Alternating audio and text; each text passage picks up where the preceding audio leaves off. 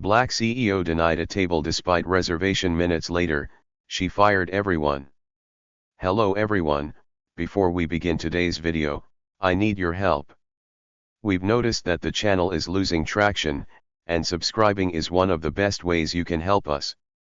It's quick, free, and allows us to continue bringing you great content. Your support means everything. Let's keep this channel growing collectively. Where are you watching from? Drop your city or country in the comments below. Thank you very much. Now, let's get back to the story. Oops, no tables left. The words were light, casual, almost playful. And that was what made them cruel. They came from behind a polished marble counter in the lobby of one of the most exclusive restaurants in the city. 5-star ratings. Months-long waiting list. A place where power dined quietly and money never asked questions. The hostess stood perfectly straight, blonde hair pulled into a tight, disciplined bun. Her black uniform was crisp. Her smile was not. In her hands was a single sheet of paper, cream-colored, embossed, unmistakable. A reservation. She glanced at it once. Then, slowly, deliberately, she tore it clean down the middle. "I'm sorry," she said, not sounding sorry at all. "We're fully booked." Across the counter stood a black woman in a tailored navy suit. Calm. Still. Her posture was flawless, her expression unreadable. One hand rested lightly on the handle of a structured black handbag. The other hung at her side, relaxed. She didn't raise her voice. She didn't argue. She didn't blink. Behind her, the room shifted. People who had been laughing seconds earlier fell quiet. A ripple of whispers moved through the crowd like a sudden change in air pressure. Phones appeared one after another, screens lighting up, cameras lifting. Someone circled closer for a better angle. Someone else gasped softly, already imagining how this clip would play online. The hostess noticed. She straightened even more, leaning forward slightly, claiming the space. "I told you," she said, louder now. "There's nothing available." Her eyes flicked briefly to the woman's suit. Then to her bag. Then back to her face. The look lasted less than a second, but it was enough. Enough to say, "You don't belong here." The black woman met her gaze steadily. No anger. No embarrassment. Just presence. "Before we continue, where are you watching from? Drop your city or country in the comments below. And if you believe in dignity and justice, hit like and subscribe. These stories spark change. And we're glad you're here.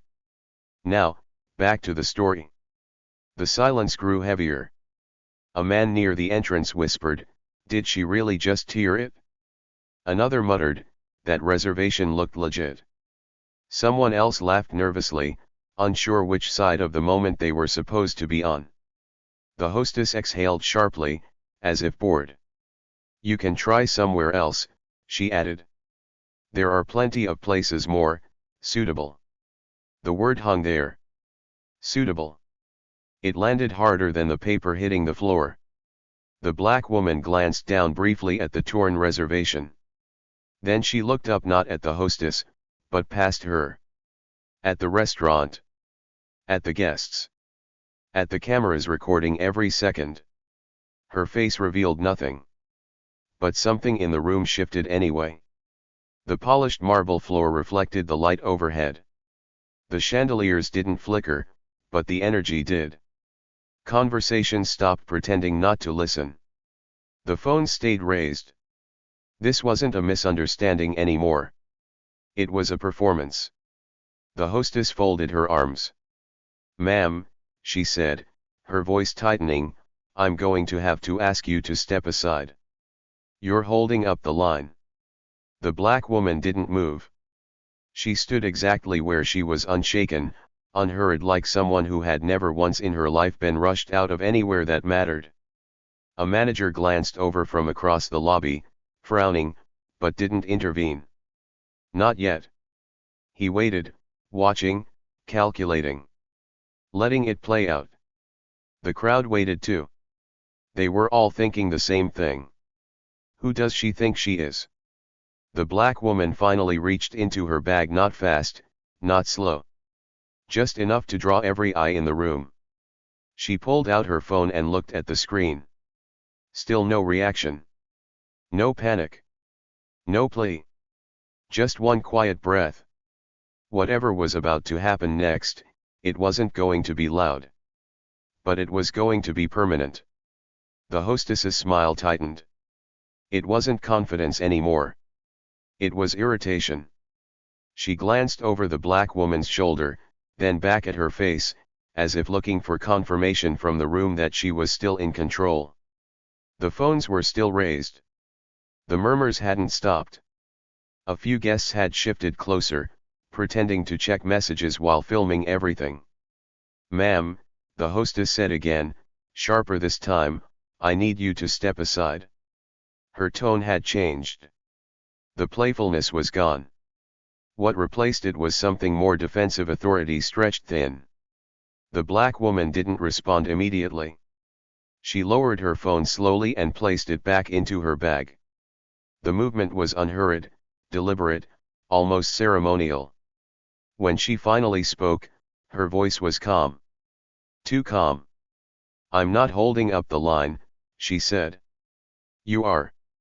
The words landed softly. But they hit. A flicker of surprise crossed the hostess's face before she masked it. She straightened her shoulders and tapped the counter with one manicured finger. "We don't have to do this," she said. "There are policies. And reservations don't always apply," the black woman finished for her, gently. A breath passed through the lobby. Someone inhaled sharply.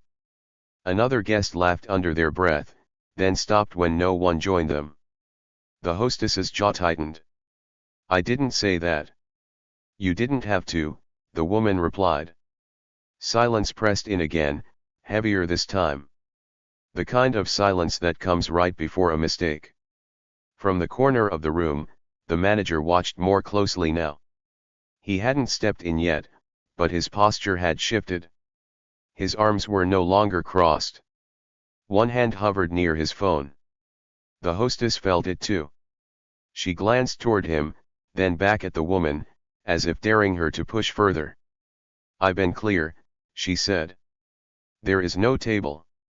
This conversation is over." The black woman looked around, not nervously, not defensively, but with quiet assessment. The marble floors. The polished wood. The guests seated comfortably behind velvet ropes, sipping drinks they hadn't yet earned. The staff moving quickly, obediently, careful not to draw attention. She nodded once. "Then let's be clear," she said. "You didn't lose my reservation." The hostess scoffed. "I didn't say. You chose not to honor it," the woman continued. "That's different." A few heads turned. Someone whispered, "She's right." Another shook their head, eyes darting toward the hostess, toward the manager, toward the cameras. The hostess exhaled sharply. "Ma'am, I'm asking you one last time to step aside before I call security." The word hung there. Security. It was meant to end things. To put the woman back in her place. To remind everyone watching who had power in this room. But the black woman didn't flinch. She tilted her head slightly, considering the hostess the way one might consider a contract clause buried deep in fine print. "Go ahead," she said. The hostess blinked. "Excuse me." "Call them," the woman repeated, her tone even. "I'd rather this be handled properly." That wasn't how this was supposed to go. The hostess hesitated. Just for a second. Long enough for the cameras to catch it. Long enough for the manager to straighten fully and take a step forward. "Is there a problem here?" he asked, forcing a smile that didn't quite reach his eyes. "Yes," the hostess said quickly. "She's refusing to move." The black woman turned to him calmly. "No," she said. I'm refusing to disappear. The manager's smile faltered. He looked at the torn paper still on the counter. At the phones. At the growing crowd. At the woman standing perfectly composed in front of him, unafraid, unyielding. Ma'am, he began carefully, perhaps we can discuss this privately. She met his gaze without hesitation. There's nothing private about what just happened. The truth of it settled into the room like a weight. The manager hesitated again. He hadn't planned for witnesses. He hadn't planned for resistance that didn't look like anger. Behind him, the hostess shifted, suddenly uncertain. The power she thought she held was starting to slip and she could feel it. The black woman reached into her bag once more. This time, when her phone lit up, she didn't look away from either of them. "Give me one moment," she said. Her thumb moved across the screen. And somewhere far beyond the polished walls of that restaurant, something irreversible had just been set in motion. The phone call ended quietly. No raised voice. No dramatic pause. Just a soft click as the screen went dark. The black woman lowered her phone and slipped it back into her bag. The motion was smooth, controlled like closing a door she knew wouldn't be opened again. The manager watched her closely now. Not with annoyance. Not with authority. With calculation. "What seems to be the issue?" he asked again, this time slower, more careful. His eyes flicked briefly to the hostess, then back to the woman in front of him. "We pride ourselves on providing an exceptional experience for all our guests." "All," the woman repeated softly. The word echoed longer than it should have. She stepped half an inch closer to the counter. Not invading. Not aggressive. Just close enough to make retreat noticeable. "I made a reservation," she said. "You confirmed it? Your staff destroyed it?" The hostess opened her mouth to interrupt, then stopped. The manager raised a hand slightly, silencing her without looking. "I understand," he said. "But sometimes there are complications." The woman studied him. Really studied him now. The tailored suit. The expensive watch that was slightly too tight on his wrist. The forced calm of a man trying to keep a room from slipping out of alignment. "Complications usually come with explanations," she said. This came with humiliation. The word landed differently. A couple seated near the entrance shifted uncomfortably. A man pretending to scroll froze mid-swipe. Even the hostess felt it, her shoulders tightening as if bracing for something she couldn't yet name. The manager exhaled. "If you'll allow me," he said, lowering his voice, "I'd be happy to arrange something later this evening. Perhaps a drink at the bar. Or a reservation another night." "Another night." The woman shook her head once. Slow. Final. "I didn't come here hoping to be accommodated," she said. "I came expecting professionalism." The manager's jaw tightened. He glanced around again at the phones, at the quiet, at the way the entire lobby seemed to be holding its breath. "Let's not escalate this," he said. "There's no need to make a scene." She smiled faintly. "You didn't seem concerned about that when your employee made one." The hostess stiffened. "I was following policy." "No," the woman interrupted, turning her gaze toward her for the first time. "You were enforcing preference." The room reacted instantly. A murmur. A shuffle. A collective awareness that something precise and dangerous had just been named out loud. The hostess flushed. "That's not fair." "It's accurate," the woman replied. She turned back to the manager. "And now you're trying to manage optics." He didn't deny it. "I'm trying to resolve this," he said carefully. "You already did," she answered. "Just not in your favor." That unsettled him. He straightened, defaulting briefly to authority. "Ma'am, I need to ask you again to step aside. You're disrupting service." The woman nodded, as if he'd confirmed something for her. I'll step aside, she said. When I'm done. The manager blinked. Done with what? She didn't answer right away. Instead, she looked past him through the glass doors, toward the dining room beyond. Toward the tables that were supposedly unavailable. Toward the guests laughing quietly, unaware that the foundation beneath their evening was beginning to crack. Her voice, when she spoke again, was calm. Controlled. Almost kind. I'm giving you time, she said. To think about what happens next. A strange hush followed. Not confusion. Not disbelief. Recognition. The manager felt it first. A tightening in his chest. A sense that he'd missed a step somewhere earlier in the night. That he'd dismissed something important because it didn't announce itself loudly enough. What exactly are you suggesting? He asked. She met his eyes evenly. That you might want to check your phone. The words were soft. The impact was not. His phone vibrated in his pocket almost immediately. Once. Then again. The manager's expression shifted before he even looked at the screen. Years of experience told him when something was wrong, when systems didn't behave the way they were supposed to. He pulled the phone out slowly. The hostess leaned closer, trying to see. What is it? He didn't answer. His eyes moved rapidly as he read. Then again. Then a third time. Color drained from his face. The room noticed. The murmurs stopped. Phone steadied. Someone whispered, "What's happening?" The manager swallowed. He looked up at the woman standing across from him, still calm, still unmoved, still very much in control. I need a moment, he said quietly. She inclined her head slightly.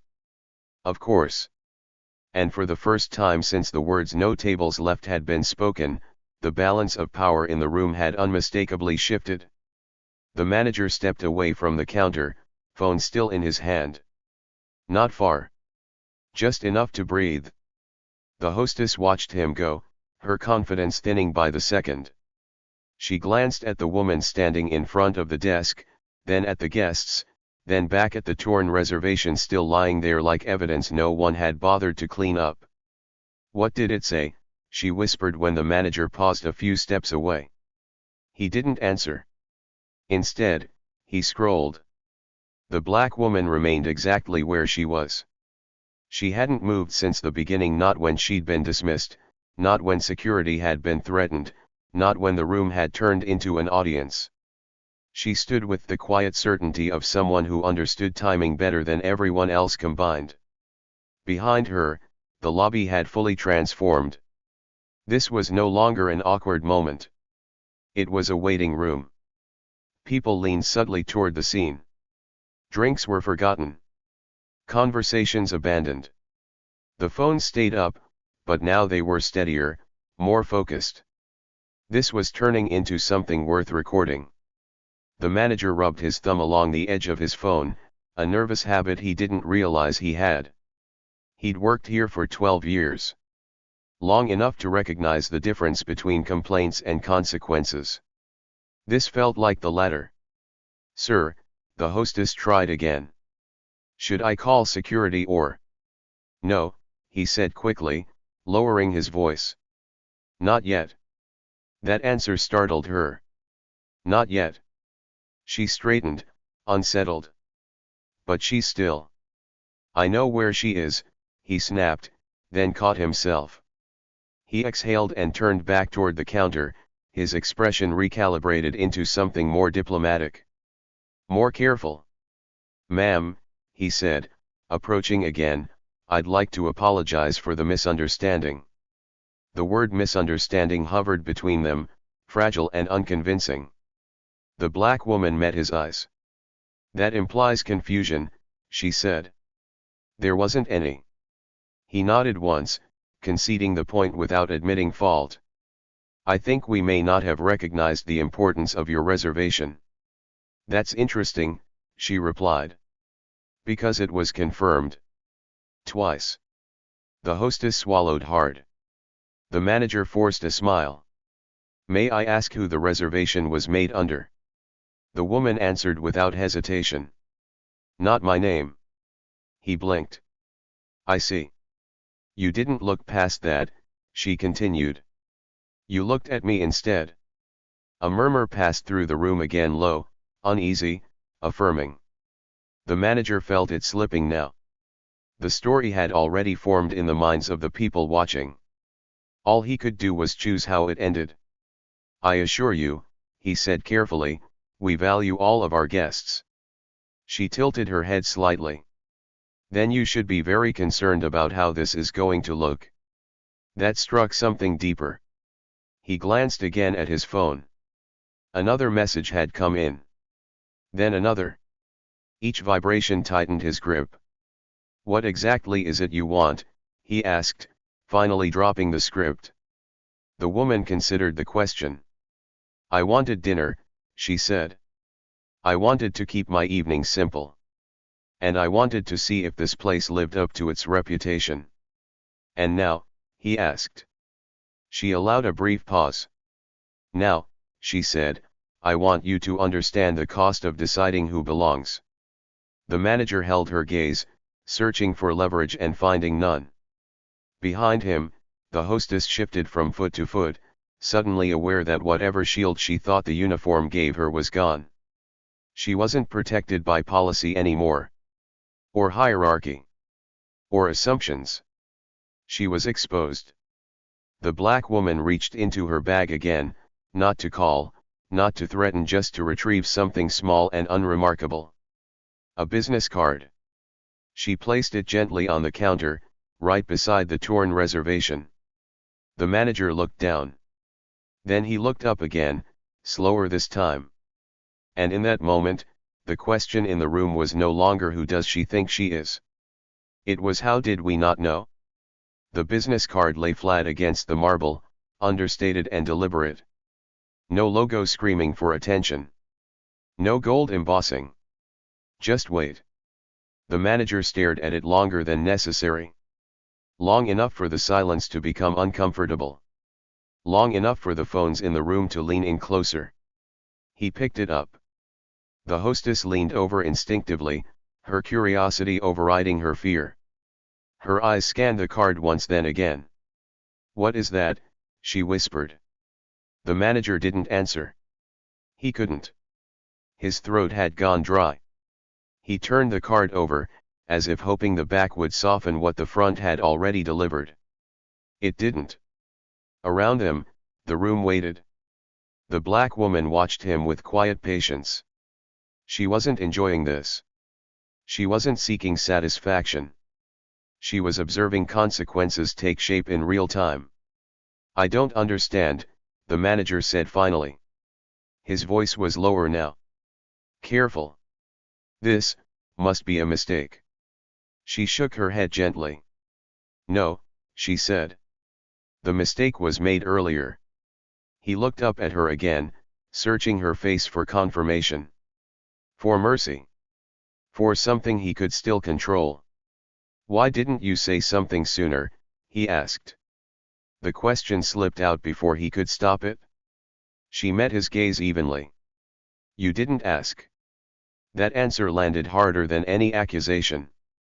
Behind them, a chair scraped softly against the floor. Someone shifted position to get a clearer view. The hostess stepped back, suddenly aware of how close she was standing to the edge of something she didn't understand. The manager glanced at his phone again. More messages. Faster now. He recognized a few of the names. People who didn't text him unless something was very wrong. He swallowed. I'm going to need to make a call, he said. You already did, the woman replied. Just not the one you think. The color drained from his face. He stepped aside again, this time farther. His voice dropped into a hurried whisper as he spoke into the phone. Short sentences. Fractured responses. Yes. I see that now. No, I wasn't aware. When? Tonight. The hostess watched from the counter, frozen. Every instinct told her to disappear, but she didn't know how. She kept her eyes forward, pretending the marble surface in front of her was suddenly fascinating. The manager ended the call and stood there for a moment, unmoving. Then he turned back around. His posture had changed. Gone was the practiced ease. Gone was the controlled authority. What replaced it was urgency and something close to fear. "Ma'am," he said, clearing his throat, "I believe we need to speak privately." The woman didn't move. "I disagree." He hesitated. "This isn't appropriate." "For whom?" she asked. He faltered. The answer wasn't one he could say out loud. She gestured subtly toward the room. "Everything that's happened tonight happened publicly. Let's not pretend discretion suddenly matters." A few guests nodded unconsciously. Someone murmured, "She's right." The hostess's hands trembled slightly as she folded them together. The manager took another breath, steadied himself. "I've just been informed that there have been changes," he said. "Effective immediately?" the woman asked. His eyes flicked to the card still in his hand. "Yes," he said quietly. "Effective immediately." The woman nodded once, satisfied not because she'd won, but because the truth had finally arrived. "Then we're aligned," she said. The manager looked at the hostess. For the first time that evening, she understood what that look meant. And it wasn't forgiveness. The manager didn't raise his voice. He didn't need to. He leaned slightly toward the hostess, just enough for her to hear him, just enough for the cameras to miss the words but capture the shift. "Step away from the desk," he said. Her eyes widened. "What? Now?" The firmness in his tone cut through whatever confidence she had left. She glanced once at the woman standing across the counter, then at the guests watching, then back at the manager. Slowly, she stepped aside. The counter suddenly looked exposed without her behind it. Smaller. Less protected. The manager turned to the rest of the staff clustered near the dining room entrance. Servers who had paused mid-step. Bartenders pretending not to stare. A security guard who had been waiting for a cue that never came. "Everyone," he said, voice controlled but tight, "I need you to pause service." A ripple of confusion moved through the room. "Pause?" someone asked. "Yes," he said. "Effective immediately." The words echoed. Guests looked at one another. A couple at the bar exchanged glances. Someone laughed nervously, assuming this was still part of some internal issue they didn't need to worry about. The black woman remained silent. She watched as the manager's phone vibrated again. And again. He didn't check it this time. He already knew what it said. He turned back toward the hostess. "I need your access badge," he said. Her mouth opened. Closed. "Sir, Your badge," he repeated. Her hand shook as she unclipped it from her uniform and placed it on the counter. The sound it made plastic against stone was louder than it should have been. A server whispered, "Is she being fired?" The manager heard it. He didn't answer. He addressed the staff instead. "Please gather your things. HR will be in touch with instructions." The room froze. "What does that mean?" someone asked. "It means," he said carefully, "that your shifts are cancelled." A sharp inhale cut through the air. One of the servers took a step back. Another stared at the floor. Someone swore under their breath. The hostess looked like she might collapse. "You can't do this," she said, her voice cracking. "I was following procedure." The manager met her gaze evenly. "You were representing the company." That was all he said. The black woman finally spoke. "This didn't start tonight," she said, her voice steady, carrying without effort. "Tonight was simply when it became visible." Every camera in the room tilted toward her. She didn't raise her chin. Didn't project dominance. She didn't have to. Authority settled around her naturally now, undeniable. You chose efficiency over ethics, she continued. Image over integrity. And comfort over character. The manager nodded once, stiffly. We understand. She looked at him. Do you? He hesitated. Then, quietly, we're learning. The guests shifted, uncertain now whether they were allowed to stay. A man near the door whispered to his partner, should we leave? The black woman answered without turning. That's up to you. The manager cleared his throat. Dinner service is cancelled for the evening, he announced. We apologize for the inconvenience. Inconvenience. The word felt small against what was unfolding. Staff members began to move, slowly, stunned. Some angry. Some ashamed. Some still clinging to the belief that this would somehow be reversed. The hostess stood frozen, eyes fixed on the counter where the torn reservation still lay. The black woman glanced at it once more. Then she reached out, gathered the pieces calmly, and placed them neatly beside the batch. This, she said softly, is what happens when you decide who deserves a seat. She turned toward the exit. No applause followed. No cheers. Just the sound of systems collapsing quietly behind her as she walked away exactly the way real power always does. The doors closed softly behind her. For a brief moment, the lobby didn't know how to breathe without her in it. Then the phones exploded. Wait, who was that? Did you hear what he said? Are they actually shutting the place down? The manager stood still, eyes following the reflection of her silhouette fading across the glass. He hadn't stopped her. He hadn't asked her to stay. Something in him knew better now. A senior server stepped closer, voice low. Sir, what's going on? The manager didn't answer right away. He looked down at the counter instead, at the access badge, the torn reservation, the space where the business card had been. She's the reason this building exists, he said finally. The words didn't land all at once. They spread. What do you mean? Someone asked. He exhaled slowly. She's the principal investor behind the redevelopment. The holding company. The one that kept this place open when we were weeks from default. Silence snapped tight. The hostess staggered back as if struck. That's not, no one told us. You weren't supposed to know, the manager replied. She doesn't put her name on doors. A guest near the bar whispered, so she owns this place. The manager shook his head. No. She owns the ground it stands on. That did it? The weight of the revelation settled over the room like gravity reasserting itself. Every laugh from earlier felt misplaced now. Every assumption suddenly expensive. The hostess's voice trembled. She could have said something. She did, the manager replied.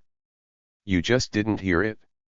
He turned to the remaining staff, his voice steady but stripped of ceremony. The termination notices are already issued. Security access revoked. Payroll frozen pending review. A server dropped into a chair, stunned. Another covered their face with their hands. Outside, through the glass, the black woman paused briefly on the steps. Not to look back but to answer her phone. Yes, she said calmly. Proceed as discussed. She ended the call and slipped the phone away. Inside, the manager felt his own phone vibrate again. A final confirmation. A line item made real. Effective immediately, he murmured to himself. Across the street, a car pulled up to the curb. The driver stepped out, opening the door without a word. The black woman entered, posture unchanged, expression unreadable. As the car pulled away, the restaurant stood lit behind her, open, immaculate, and suddenly hollow. There had been a table. There always was. They just never imagined who it belonged to. The video hit the internet before the staff finished clearing the floor. A shaky clip at first. 30 seconds long. Then a longer one. Then another, clearer, closer, capturing the torn reservation, the manager's face, the sudden halt of service. Captions appeared within minutes. No tables left. Watch what happens next. She owned the building. By morning, it was everywhere. Headlines didn't ask questions. They made statements. Elite restaurant shuts down after public discrimination incident. Black investor walks out, entire staff fired minutes later. Privilege meets consequences in viral showdown. Inside the restaurant, the night ended without ceremony. Staff members collected coats and bags in silence. Some cried quietly in corners. Others stared at their phones, reading updates about themselves before HR had time to explain anything. The hostess sat alone near the back, uniform folded neatly on the chair beside her. Her phone buzzed non-stop, messages she couldn't bring herself to open. Every version of the story looked worse than the last. Across the city, the black woman watched none of it. She sat in the back of the car, city lights sliding past the window, her reflection steady in the glass. Her phone vibrated occasionally, updates from legal, from operations, from people whose names never trend online. Everything was proceeding exactly as expected. The driver glanced at her in the rearview mirror. "Rough night?" he asked gently. She considered the question. "No," she said. "An honest one." The next day, statements were released. Carefully worded. Apologies layered with legal language. Promises of reform. Mandatory training. A commitment to diversity that hadn't existed the night before. None of it mentioned her name. Online, the comments split predictably. Some praised her restraint. Some called it excessive. Some insisted she should have handled it quietly. Others said it was about time. She didn't respond to any of it. Power, she knew, didn't argue with narratives. It moved resources. It redirected futures. The building would reopen eventually. With new staff. New leadership. A new tone. The name on the door might stay the same, but everything underneath it had shifted. That evening, she dined elsewhere. No cameras. No spectacle. Just a reserved table, waiting exactly as it should have been. Across the city, people kept replaying the moment they thought they understood until they didn't. And slowly, inevitably, the message settled in.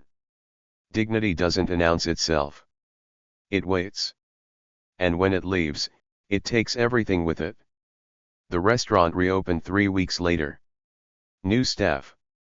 New management. New policies printed neatly and framed near the entrance. The marble floors were polished again. The chandeliers still glowed.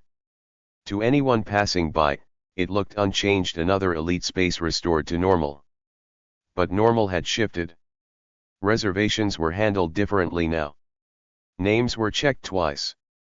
Guests were greeted with a care that hadn't existed before, not warmth, but caution. The kind that comes from knowing someone is always watching, even when no one seems important. Across the city, the black woman returned to her routine. Board meetings. Site visits. Quiet dinners where no one stared long enough to recognize her. She didn't reference that night. Not publicly. Not privately. It wasn't a story to her. It was a decision. A junior executive asked once, carefully, "Did it bother you? The way they treated you?" She paused before answering. "No," she said. "What bothered me was how comfortable they were doing it." That was the part people missed. It was never about a table. It was about permission. Permission to dismiss. Permission to assume. Permission to believe power always looks the same. The building continued to generate revenue. Leases were renegotiated. Oversight increased. Accountability embedded quietly into the system where it belonged. No speeches were given. No victory laps taken. Justice, she believed, didn't need witnesses. Weeks later, she passed the restaurant again, this time without stopping. Through the glass, she saw a hostess greet a couple at the counter, this one careful, measured, eyes alert. Respect delivered not out of kindness, but understanding. That was enough. She walked on. Somewhere online, the clip still circulated. Comments still argued. Opinions still clashed. But the lesson had already outgrown the moment. Power does not demand recognition. It reveals consequence. And dignity, real dignity, doesn't ask to be seen. It simply refuses to be denied.